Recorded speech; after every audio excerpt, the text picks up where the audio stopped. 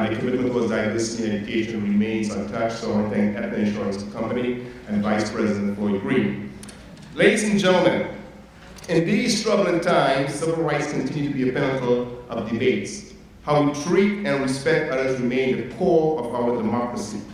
Our distinguished guest has been leading the fight for Native Americans for her entire life. Mrs. LaDonna Brave Bull Allard is a member of the Lakota tribe of North Dakota and was the founder of the North Dakota Pipeline boycott that raised the conscience of this nation in 2016. She continues class the effort for Native American voting rights, civil rights, but more important class, the rights and respect for the people in a country that still today has refused to address or even apologize for their wrongdoing. Ladies and gentlemen, I'd like to welcome for the first time to Central Connecticut State University and the state of Connecticut, our civil rights activist, Ms. LaDonna Brave-Bull Allard.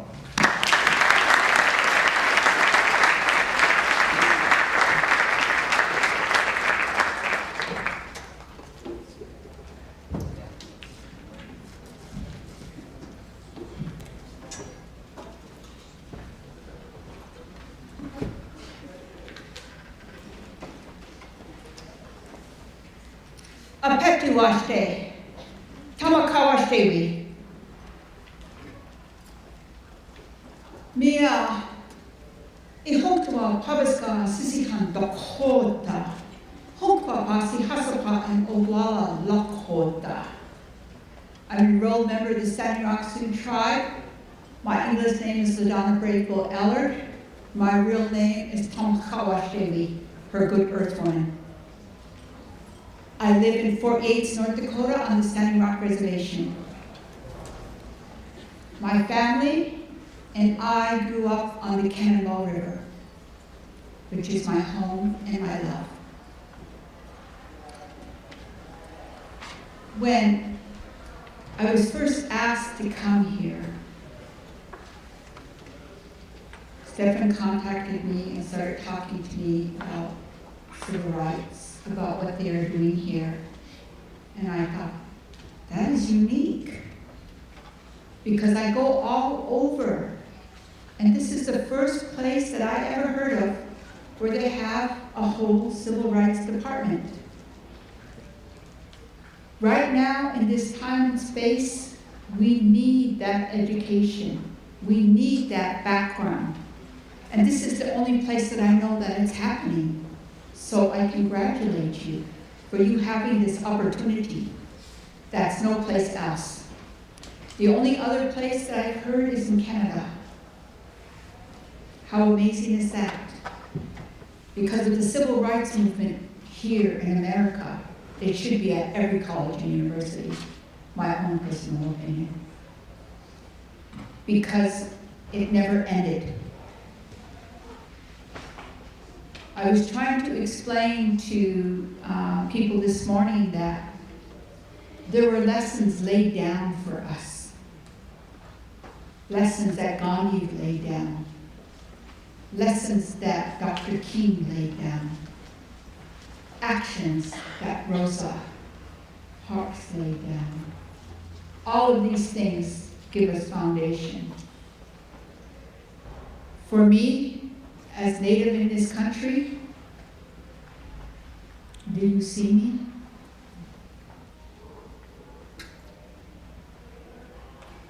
Do you see me? I am alive. And my people are alive. And we are indigenous to this country. Our roots grow right out of our feet, right down into the ground. And I can tell you every bit of the history of this land. Every original lake, pond, creek, road, hill, mountain, with all of their original names. And I can tell you stories for 20,000 years that happened here. Can you do that? I truly believe in education. I'm the first in my family to get a degree, to go to college. And when I went to college, I realized that America has a problem. education should be education about everyone, everywhere, and not the select stories. So, where does internal power come from? I know. It comes from our young people. Where does change come from? It comes from our young people. Do you know that change across America came out of colleges and universities? Do you know how much power all of you have by hanging on to that education? Do you know that you can change the world? For me, my life has always been a historian and genealogist. Coming from my nation, Standing Rock Sioux tribe, we are the people of Sitting Bull, Gall, Red Interface, Grass. We are the people who fought and took the American flag in battle. Oh wait, and Standing Rock did that.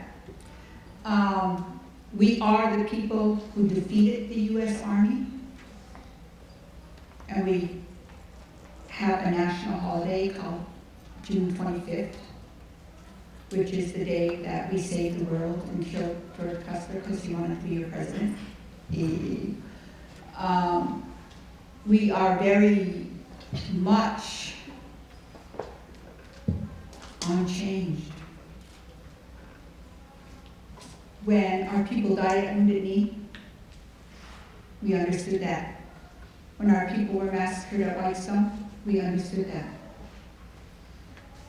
When in the 1950s, the United States government decided my people were expendable and built the dam above us and built the dam below us and flooded our homelands, we understood that.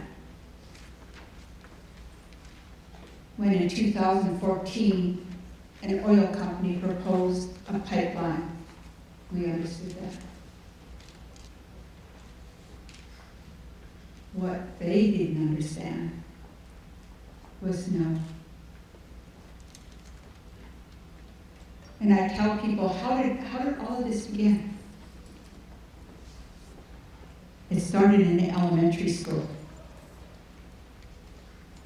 The kids wrote down what water meant to them.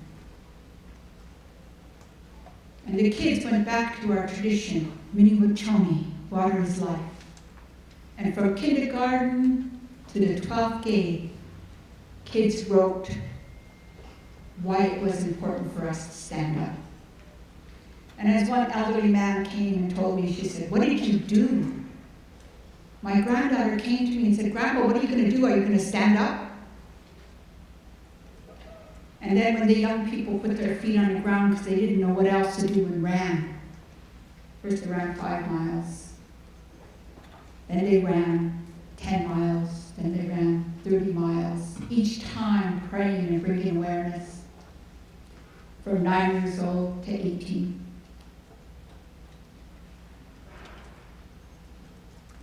And I remember sitting as the camp started on April 1st, 2016.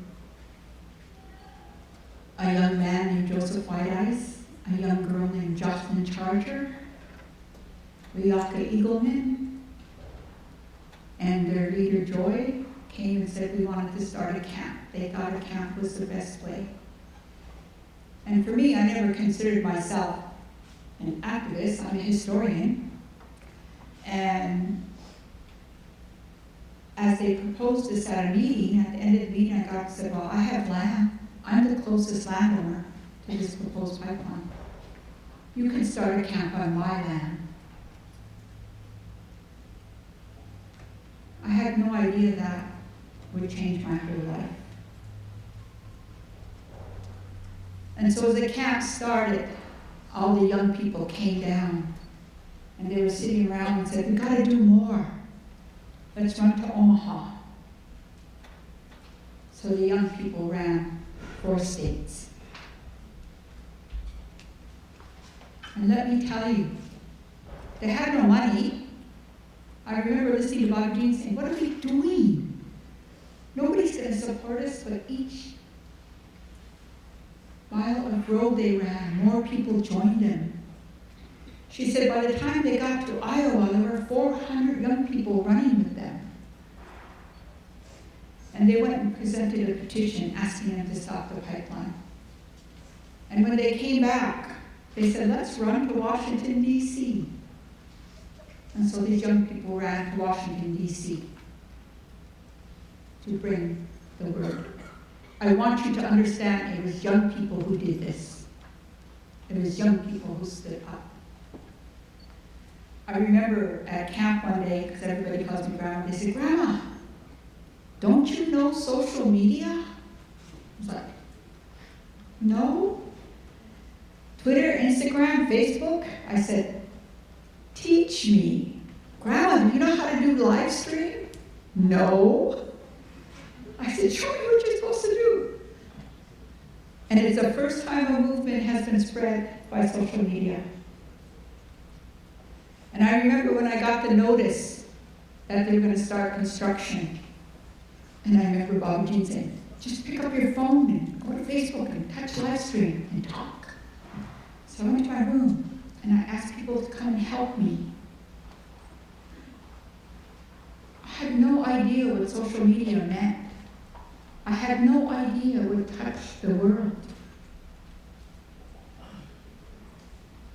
I remember coming back and coming over the hill and seeing all of these people coming in carloads to stand with us. It was overwhelming. It was shocking. And all I could think was, how am I going to feed all these people? The people kept coming. And so we established traditional law and rule in the camps. On September 3rd, as you know, our lives changed. We call it the Day of the Dogs. I was sitting doing an interview with Amy Goodman from Democracy Now!, talking about the Whitestone Massacre, where my grandmother was shot at 9 years old, and because she lived, we are alive, because they killed everybody else.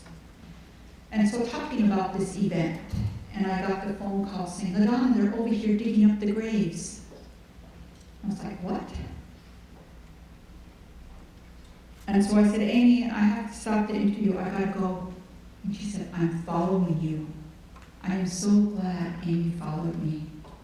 Because it was the first time I started understanding propaganda. So we got over there, and as I got out of my car, I seen this whole line of women and children, and a guy got out of the white truck and pepper sprayed the whole line of them. I was like, what? And then they had these dogs. And I remember this woman with this dog, and his mouth was dripping with blood, and this great big pit bull, and I was standing there, and I just like, what is happening here? Where am I? Is this America? Oh yeah. I forget my own history. This is America. And all of a sudden I said, Unchi, Unchi, Grandma, get behind us. And the young men come on their horses, and they pushed the horses between the dogs that were attacking people and the people. And I remember standing there thinking, that poor horse, that dog kept biting that horse. And the men with the dogs grabbed their dogs and got in the trunk and started driving away. And then all the grandmas came out into the field, and we cried. Because 3 days before, we went out and marked each one of those graves. 3 days before we marked the turtle effigy, we marked our footprint that has been in that ground for thousands of years. And we thought we were doing what we were supposed to do, and we sent it to the judge. And the judge gave it to Dakota Access. And Dakota Access stopped where they were constructing and drove 20 miles away to dig up that site. And then they put it in the newspaper. There was nothing there.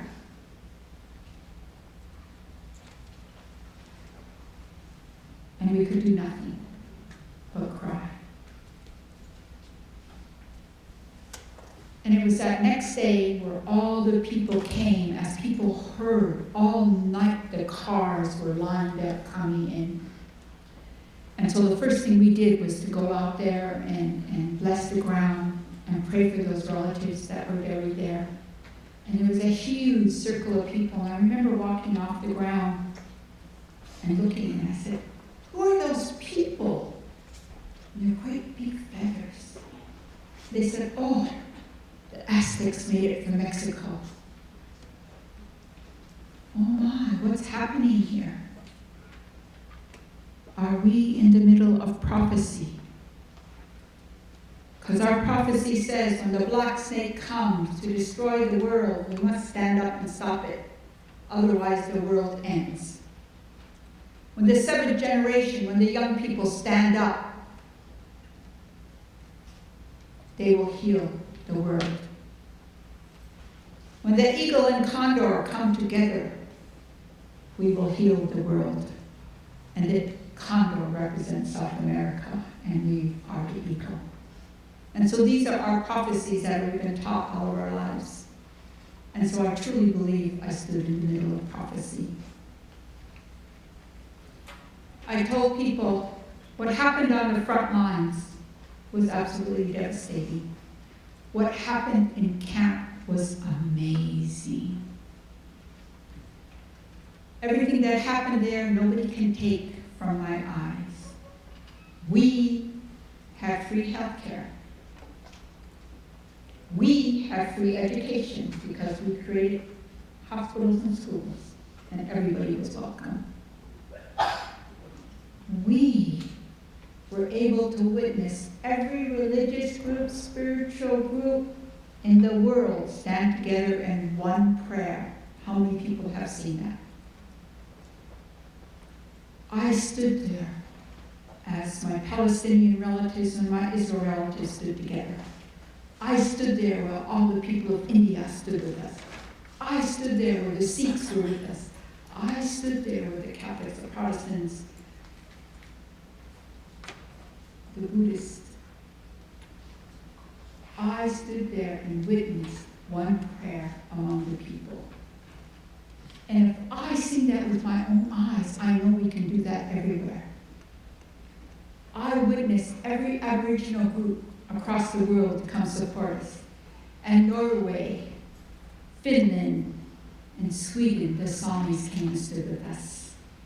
The Mongolians and Russia and China, they sent us yurks and stood with us. The people of India, the Aboriginal people of Japan, many of the nations in Africa, Australia, New Zealand, from the tip of Argentina to the tip of Canada, people came.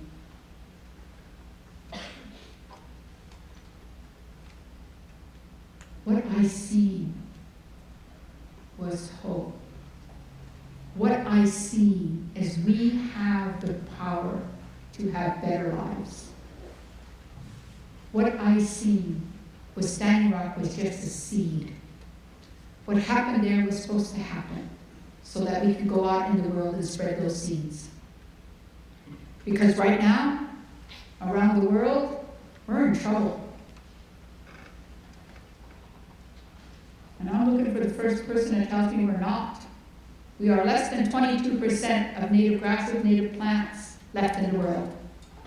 Out of those 22%, it's less than 5% of clean, drinkable water left.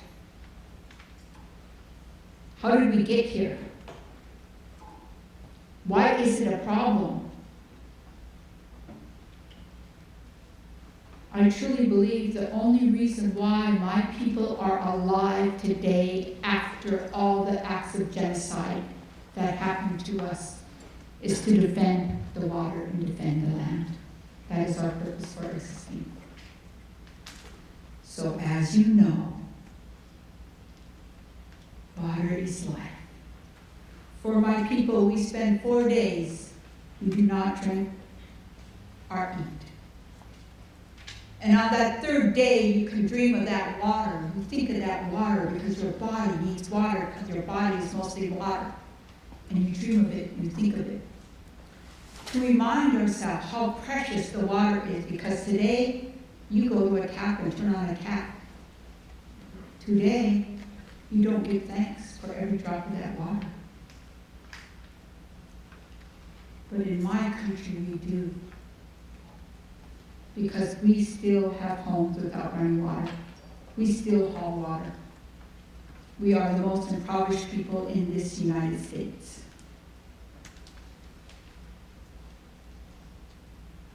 Water. So what is water? For us in my culture, water is female. Water is the essence of life.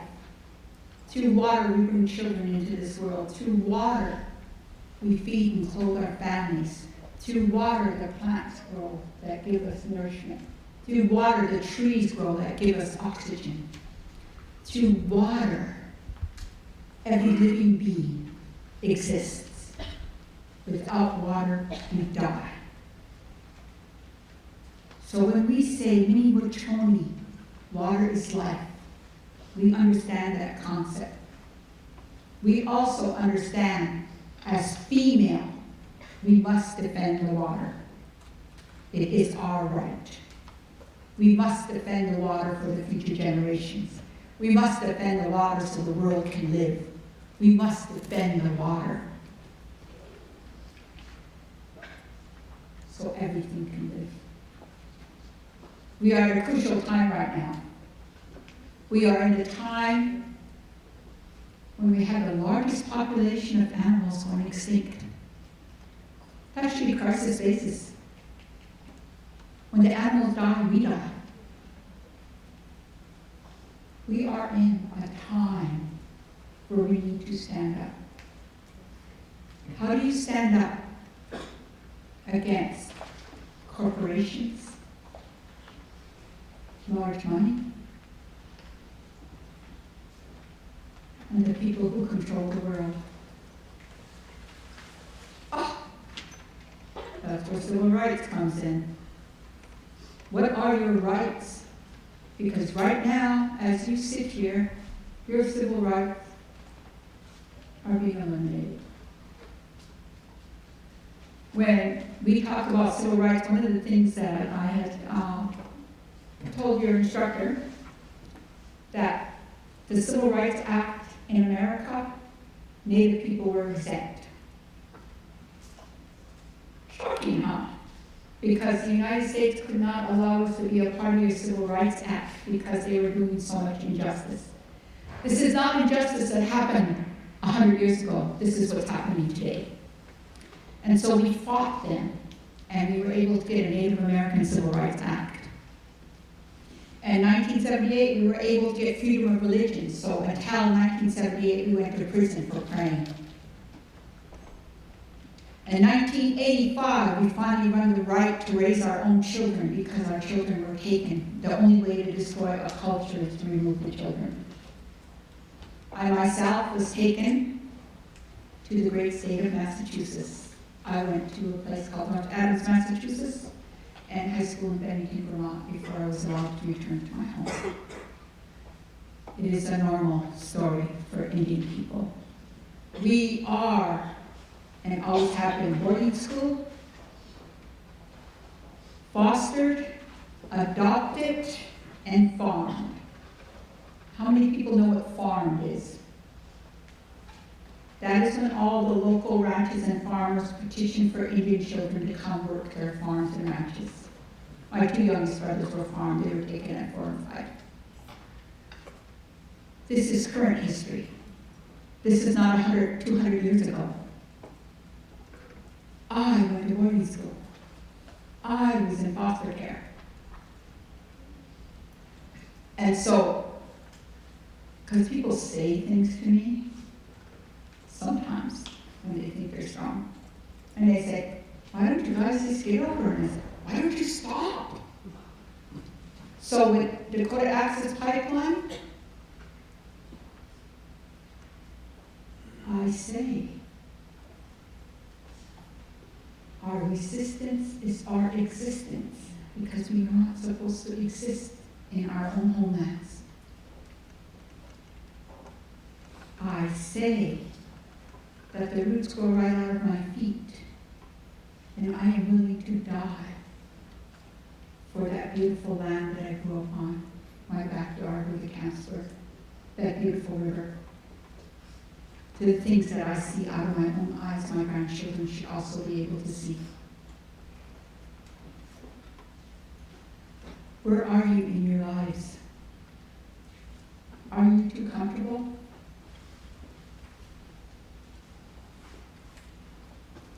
Because I truly believe that we can make a change for the better. What has happened since the camps ended? We have started promoting green energy. So right now we're in the process of building a solar farm that will be for the whole community of Cannonball, the community closest to the camp.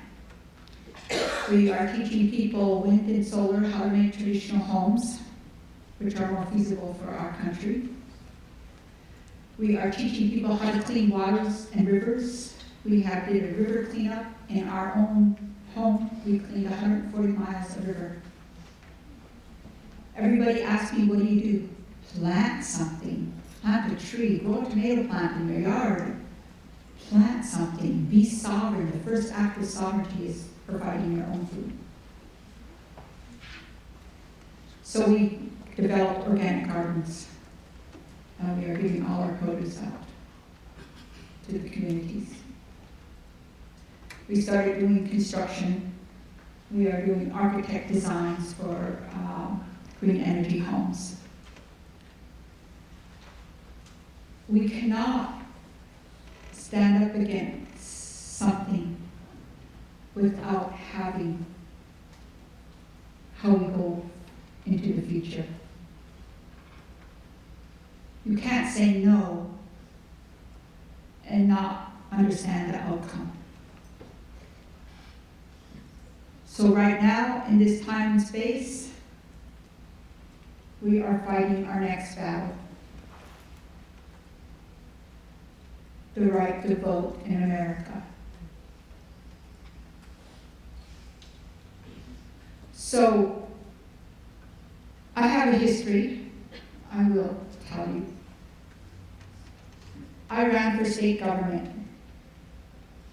I was endorsed by a woman named Heidi Heitkamp. And because of her, she won the Democratic seat in the state of North Dakota.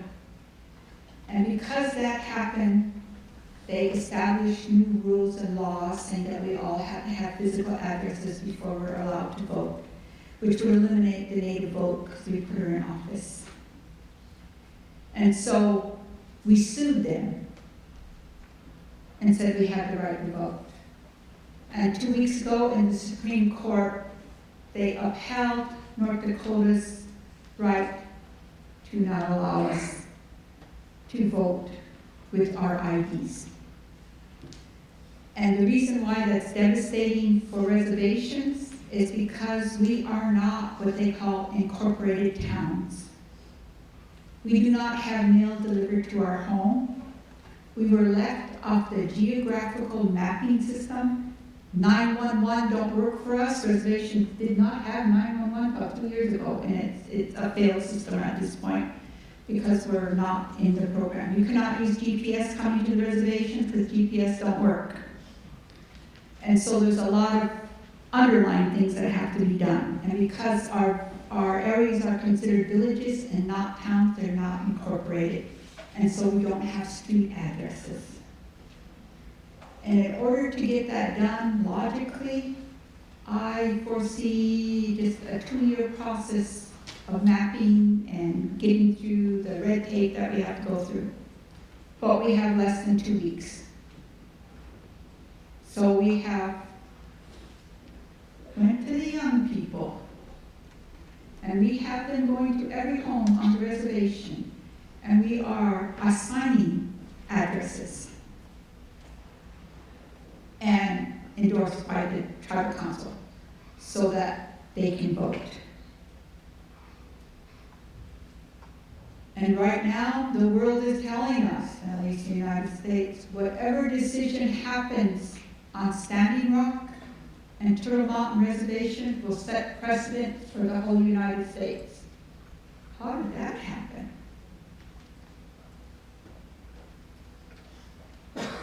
What are your civil rights? Do you have a right to vote? I told people, I said, you know, I don't think I've ever really done wrong in my life.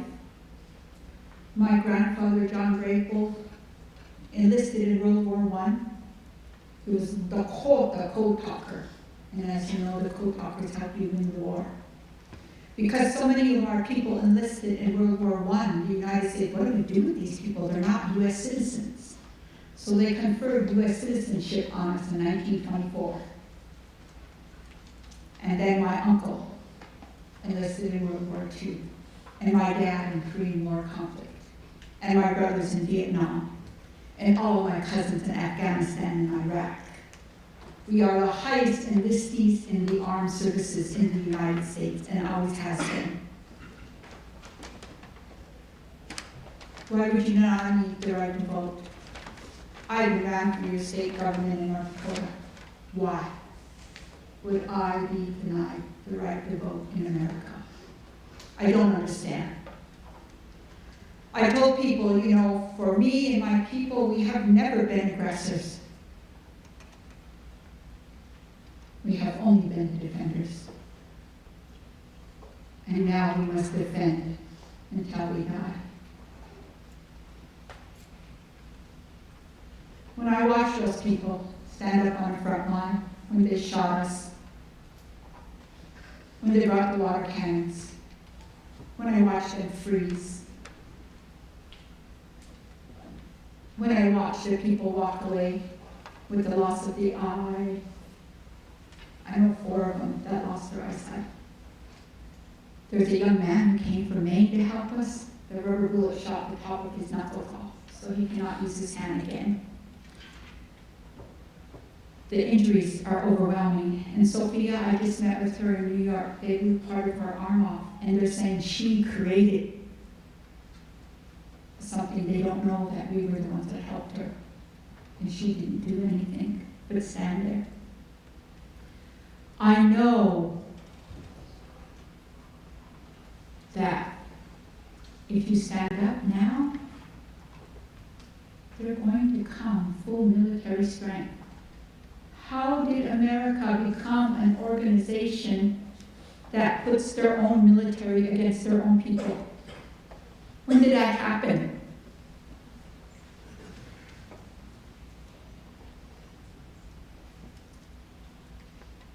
You guys are in control of your future. And how do you control that? You get educated. You research everything you can think of. You look at everything. You analyze everything. Because if you listen to media today, you never know whether it's true or not. We watched as media in North Dakota, and by the way, I don't know how many knows, but when all this process was happening, the oil companies bought all of our newspapers and TV stations. And so out of the media came this, and all the protesters are getting paid. What? These guys are terrorists. No, we just live in communities. These people have outside influences. No. Great environmental groups are forcing these people to do this. And it's like, where's all this stuff coming from? And then I learned about propaganda.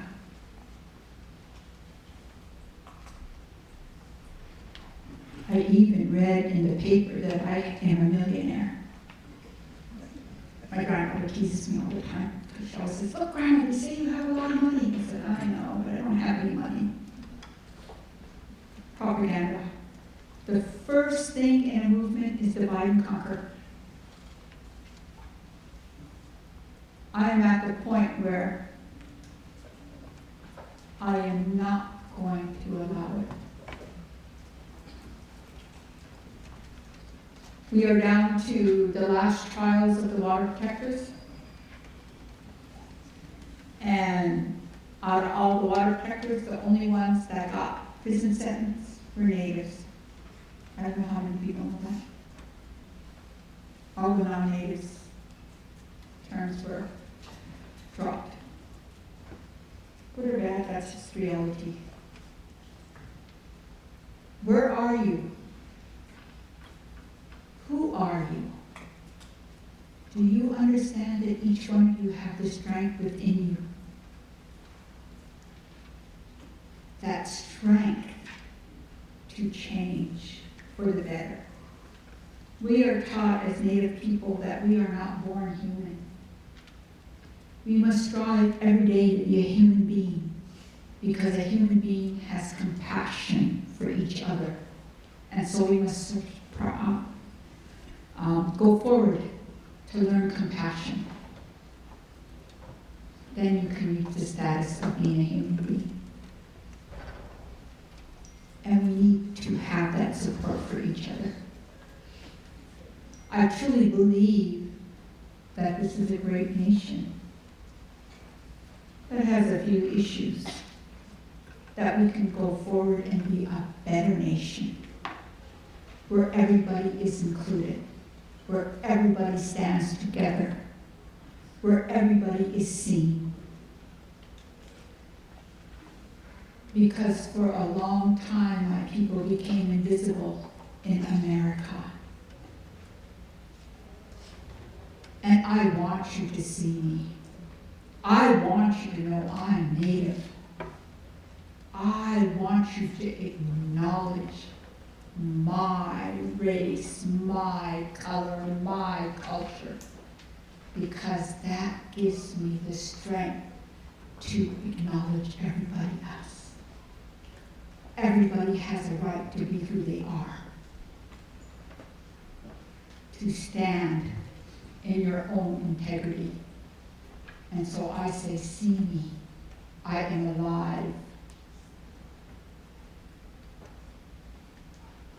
When they said, Madonna, how can you do this? And I was like, you know, I'm old now.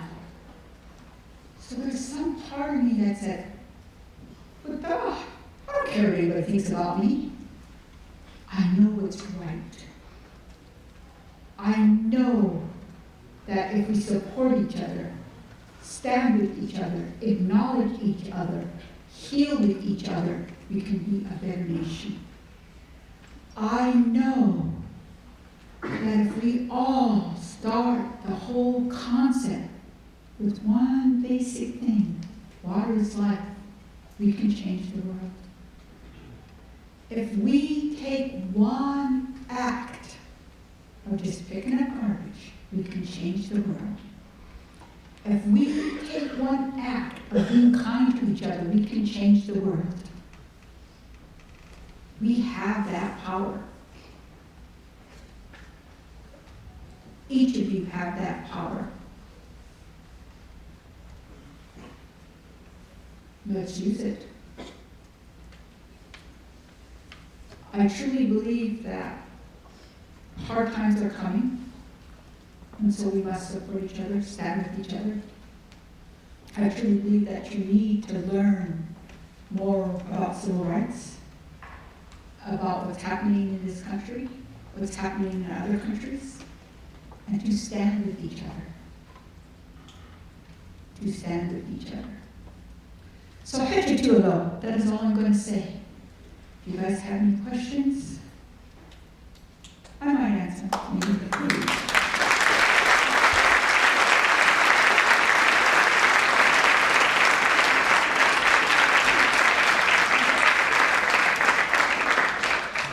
What a great speech by our civil rights activists. Before I get to the Q&A, I want to just make an acknowledgement here. The governor is unable to be here, nor from the staff, but there's a proclamation here from the governor of Connecticut. I, Darren P. Malloy, governor of the great city of Connecticut, do welcome Madonna Bravo, a Native American civil rights activist, in recognition of her work for civil rights among Native Americans and Americans. Today, October 25th, 2018, is the Native American Donna Allard Bravo Day in the state of Connecticut. So this one from you there.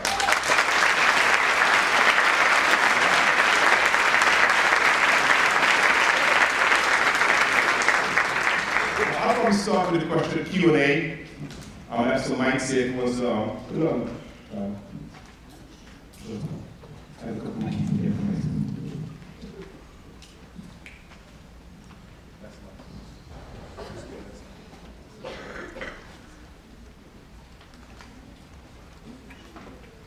So I want to start with the first question because, I've studied civil rights for 20 years, and obviously that's when I was working on campus in civil rights. I never knew that the Civil Rights Act didn't include Native America, which was back with me when I spoke to Donald only two or 3 weeks ago.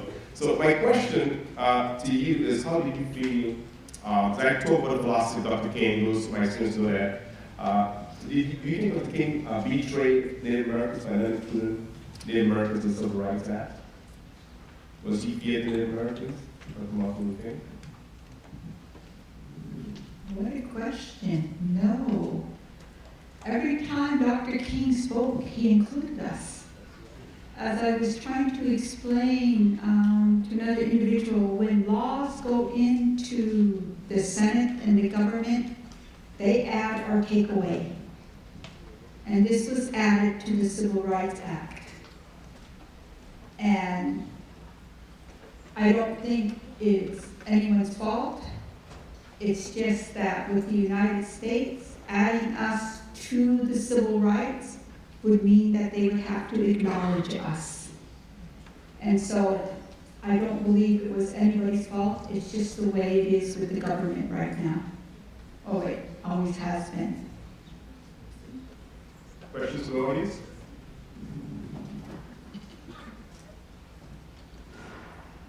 Questions? Go ahead, young lady. Professor.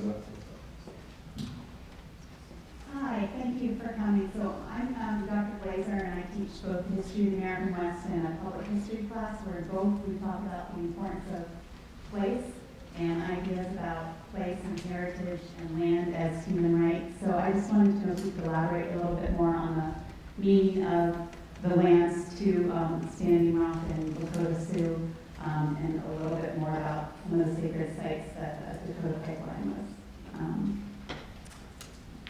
going through.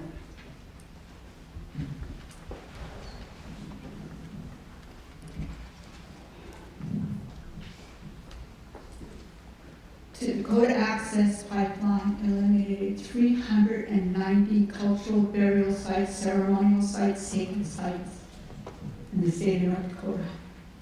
That does not include the ones they took out in South Dakota and Iowa. And for us, that is really devastating. What does land mean? But God's our mother. She gives us everything. She is the center. Right now, we have lost that respect because all we do is take and take. We do not give back. So for me, my land, my home,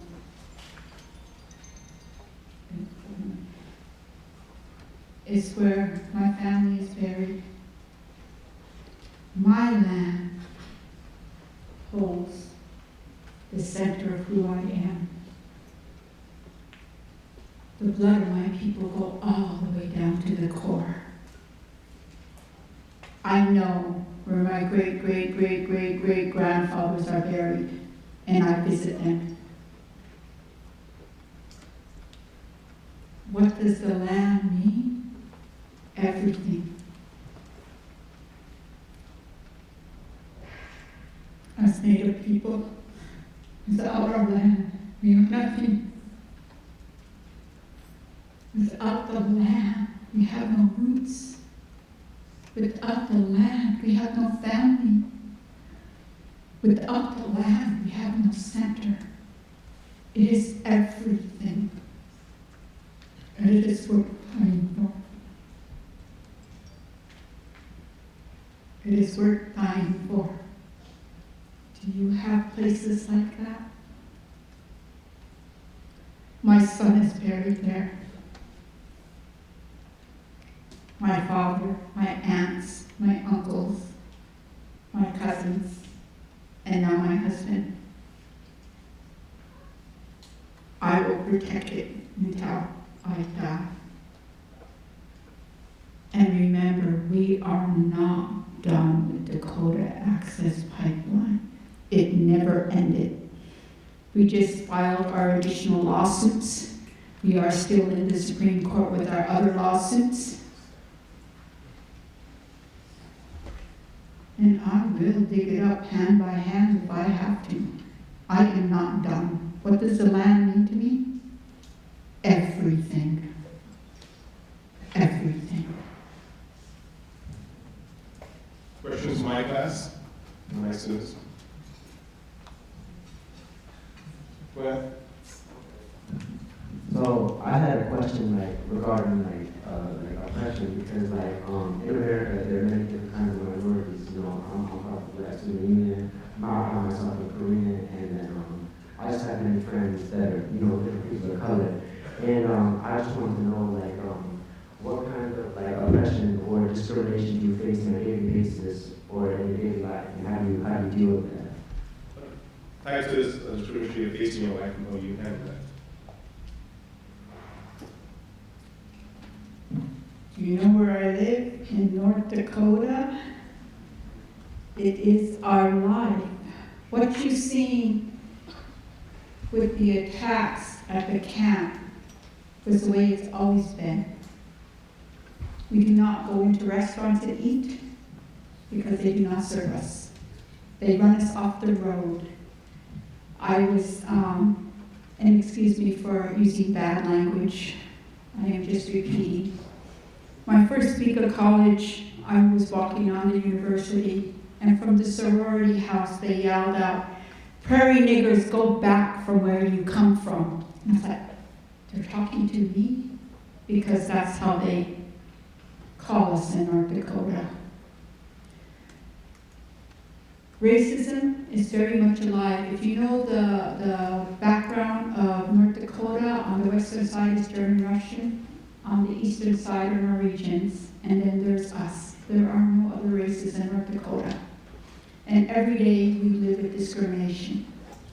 I remember I had to attend a meeting, and I pulled up, and you had to go register and pay your fee. And so I got up to the desk, and the lady said, "We don't want your kind here." And I was so shocked, because I'm dressed in a suit and everything. I turned around and got in my car, because racism hurts. It hurts right down to your inner core, it hurts. And I called our chairman and I told him. And he said, "You turn around and go right back in." I said, "No, I can't.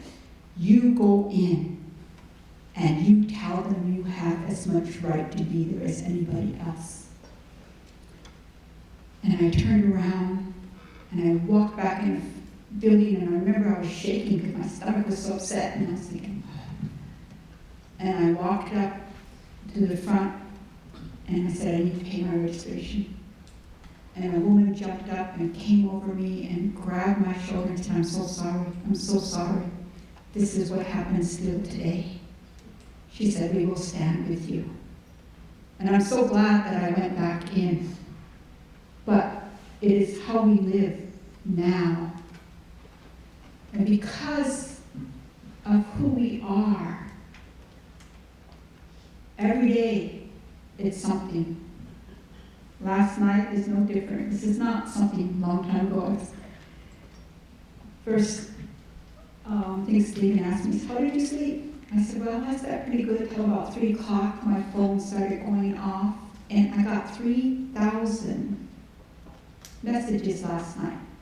Some to kill me, the others to talk about what right did I have to vote in America. That I was a plant for the Democratic Party, And I was just trying to take the Republican voice away, and I was like, what are you guys talking about? I live with it every day. Because we are unique,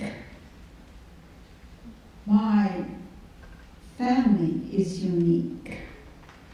So I think at this point in our lives, we have brought in every race in the world into my family now. Because I think we all need to stand together. Questions? All in that?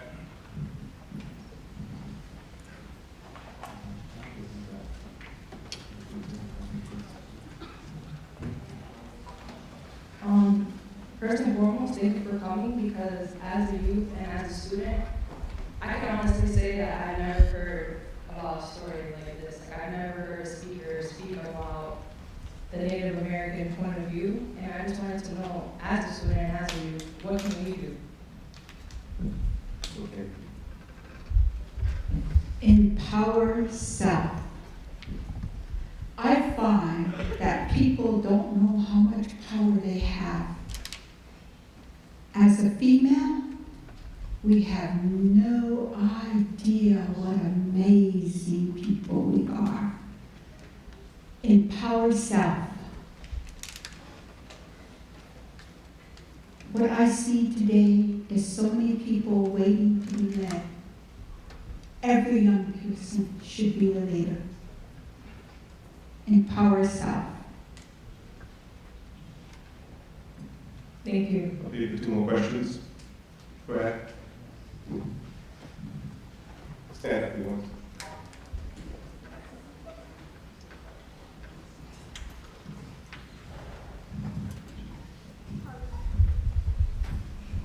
What I wanted to ask was, how do you find the determination to do this every day? As you said before, you have received many threats and many people have been just so against you. How do you find that fighting spirit within you every single day and never stop fighting? What keeps you going?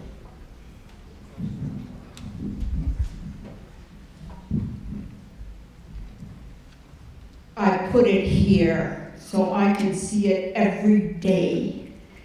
And I go from the earth and I grab it up and I hold onto it. Stop me if you can. I will not back down.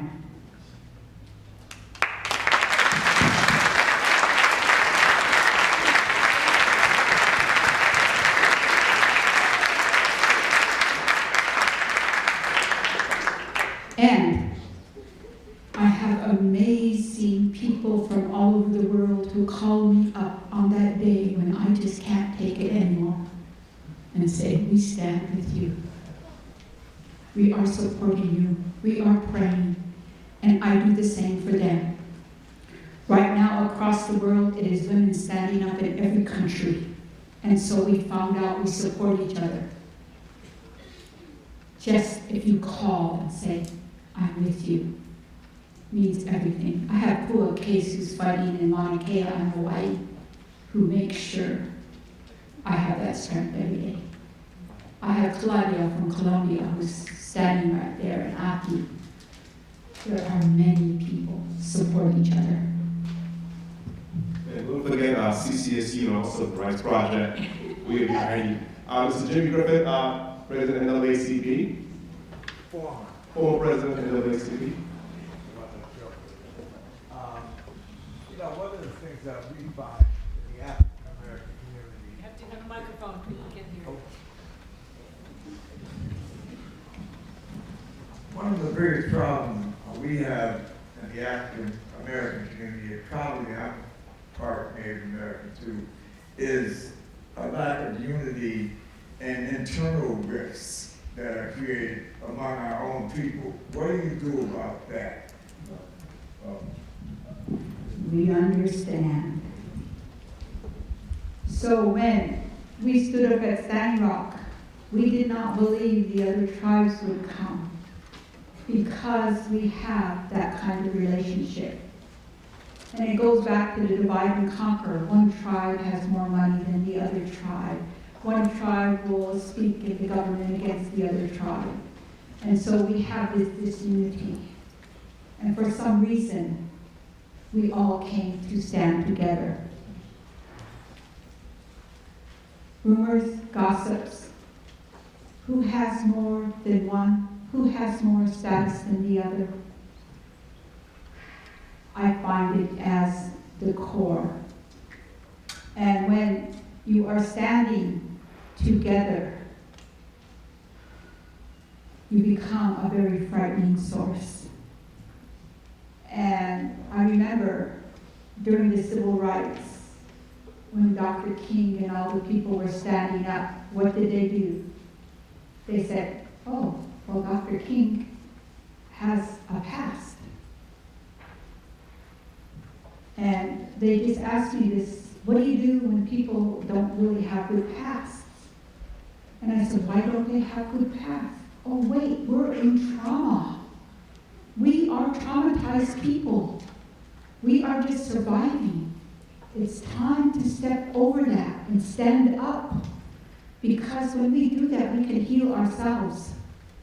When the community stands together, you become a power. When you say, well, I don't like the way she looks, or I don't like her shoes, you buy into the system of divide and conquer. When you come right down to it, we're just human. And the biggest thing to divide anybody is gossip and rumor. And we know that they play on it. We know, because I've seen all the things the militia groups did to us. There has to be a point where you are no longer controlled, that you are empowered with self, that you reach out your hands to each other, that we are in a time and space to stand up now. I have a chance, one last question. Go ahead, young lady.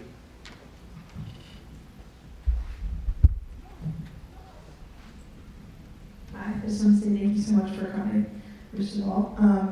I had a question regarding the Native American youth and what you feel like is the responsibility of the government, perhaps, or I don't know who maybe you think is the responsibility to educate Native American youth and help them advance themselves, as you're saying, like that is the key to advancing a population and all of that.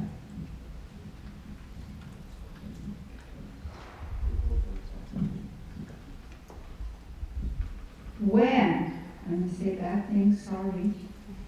When you wait for a government to help you, tell you, you are already in the wrong. You need to help each other. You need to stand up for each other. The universities and colleges are where all the power is, and they need to reach out. Right now,